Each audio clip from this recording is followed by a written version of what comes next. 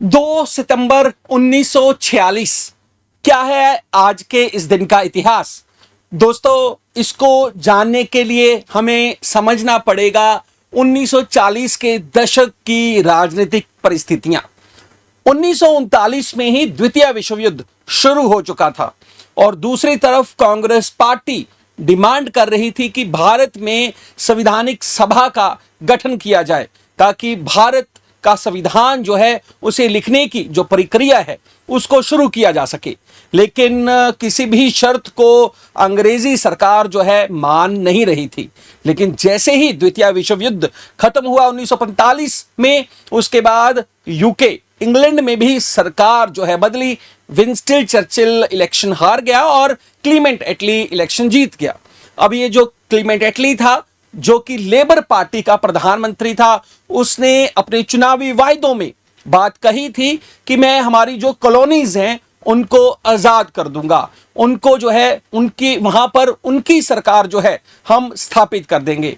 तो भारत में भी तो इसी प्रक्रिया के दौरान उन्होंने अपने 3 मंत्रियों को जो है कैबिनेट मिशन के रूप में भारत भेजा और भारत में संविधान सभा का जो है गठन किया गया। दोस्तों, संविधानिक सभा जो है, हालांकि इन्होंने अपना संविधान बनाने का जो प्रक्रिया है वो 9 दिसंबर 1946 से शुरू की थी। लेकिन उससे पहले ही, क्योंकि ये डिसाइड हो चुका था कि अब जो है अंग्रेजी सरकार कभी भी भारत से जा सकती है, तो भारत में एक ऐसी सरकार जो है बनाने की प्रक्रिया शुरू हुई जिसे कि हम इंटरिम गवर्नमेंट या अस्थाई सरकार बोलते हैं। और यह अस्थाई सरकार जो है तब तक काम करेगी जब तक अंग्रेज भारत छोड़कर नहीं जा रहे। मतलब उस समय पता नहीं था, तो अभी हम बोल सकते हैं कि 15 अगस्त 1947 तक जो है इस अंतरिम सरकार ने काम किया। और ये जो अंतरिम सरकार थी, इसका जो गठन है आज ही के दिन 2 सितंबर 1946 को जो है वो किया गया था, जिसमें कि ये हम बात करें 14 मंत्री जो हैं, प्रधानमंत्री समेत, प्रधानमंत्री नेहरू जी समेत जो है 14 मंत्रियों को जो है शामिल किया गया। यहां पर मैं इसके से जुड़े हुए अगर मैं सबसे महत्वपूर्ण तथ्य की बात करूं, मुस्लिम लीग जो कि काफी समय से ही अलग देश का जो है बंटवारा चाहती थी, अलग देश पाकिस्तान चाहती थी, शुरुआत में उसने इसमें शामिल होने से मना कर दिया और अलग डिमांड कर जरूर रहे थे। हालांकि अभी तक उस डिमांड को लेकर अंग्रेजी सरकार द्वारा कोई फैसला नहीं किया गया। लेकिन बाद में काफी सारी डिस्कशंस के बाद ये मुस्लिम लीग भी जो है इस इंटरिम सरकार में शामिल हुई।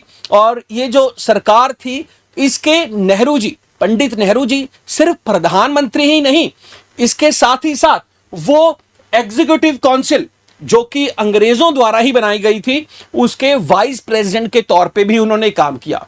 तो वो उस समय एग्जीक्यूटिव काउंसिल के वाइस प्रेसिडेंट थे, भारत के इंटरिम गवर्नमेंट के प्रधानमंत्री थे और प्रधानमंत्री पद के साथ साथ उनके पास विदेश मंत्रालय, एक्सटर्नल अफेयर और कॉमनवेल्थ रिलेशंस का जो मंत्रालय था वो भी उन्हीं के पास था। इसके अलावा हमारे जो और मंत्री बने, जिसमें सबसे पहले आप वल्लभ भाई पटेल जी का तस्वीर देख सकते हैं। वल्लभ भाई पटेल जी को गृह मंत्रालय और साथ ही साथ इंफॉर्मेशन एंड ब्रॉडकास्टिंग जो है सूचना प्रसारण मंत्रालय भी दिया गया था। फिर दूसरे मंत्री CH भाभा जी, CH भाभा जी को वर्क, माइन एंड पावर, बिजली मंत्रालय जो है इनको दिया गया।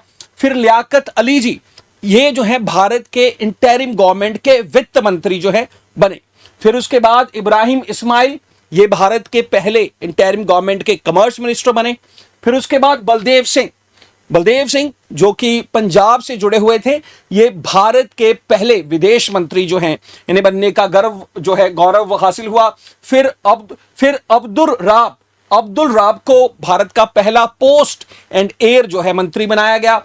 फिर उसके बाद जो है जोहन मिथाई, ये भारत के पहले इंडस्ट्री एंड सप्लाई मिनिस्टर बनाए गए। फिर उसके बाद जोगेंद्र नाथ मंडल, ये भारत के पहले कानून मंत्री, लॉ मिनिस्टर बनाए गए। यहां पर आपको कंफ्यूज नहीं होना है दोस्तों, क्योंकि जब देश आजाद हुआ तो तब जो है अलग से जो है मिनिस्ट्रीज जो है बनी।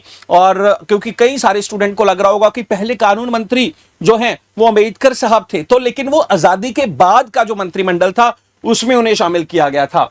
इसके अलावा जो है हमारे जो है गजनफर अली खान, ये पहले हेल्थ मिनिस्टर बनाए गए। और आपको अब यहां पर फिर कंफ्यूजन हो सकता है क्योंकि उसके बाद आजादी के बाद हेल्थ मिनिस्टर तो अमृता कौर जो है, राजकुमारी अमृता कौर बनी। तो ये इंटरिम गवर्नमेंट से जुड़े प्रश्न हैं, इंटरिम गवर्नमेंट से जुड़े हुए मंत्री हैं। इसके अलावा राजा गोपालाचार्य जो भारत के पहले भारतीय जो है गवर्नर जनरल भी बने आजादी के बाद, तो उन्हें जो है एजुकेशन मिनिस्टर बनाया गया। राजेंद्र प्रसाद जो कि भारत के पहले राष्ट्रपति थे, संविधानिक सभा के जो हैं ये चेयरमैन के तौर पे, राष्ट्र प्रेसिडेंट के तौर पे भी चुने गए। तो इन्हें भारत का पहला इंटरिम गवर्नमेंट का फूड एंड एग्रीकल्चर मिनिस्टर बनाया गया। फिर रेलवे एंड कम्युनिकेशन को लेकर जो है आसिफ अली मंत्री बने। और जगजीवन राम ये भारत के पहले लेबर मिनिस्टर जो है बने। तो ये जो इंटरिम गवर्नमेंट थी दोस्तों, ये जो है संविधानिक सभा से जो चुने गए जो लोग थे, जो उसी में से जो है मेंबर्स में से ये बनाई गई थी। और ये जो मेंबर्स थे, ज्यादातर जो इसके मेंबर्स थे वो लोगों द्वारा ही चुने गए थे। तो आप कह सकते हैं कि इनको इनडायरेक्टली इलेक्टेड मेंबर्स भी बोल सकते हैं, क्योंकि इसमें कोई भी प्रिंसली स्टेट से जुड़ा हुआ जो व्यक्ति था वो मेंबर नहीं बनाया गया था। तो आज के दिन का दोस्तों ये इतिहास तो याद रखें कि पंडित नेहरू जी जो हैं आज के दिन जो है इंटरिम गवर्नमेंट के प्रधानमंत्री बने।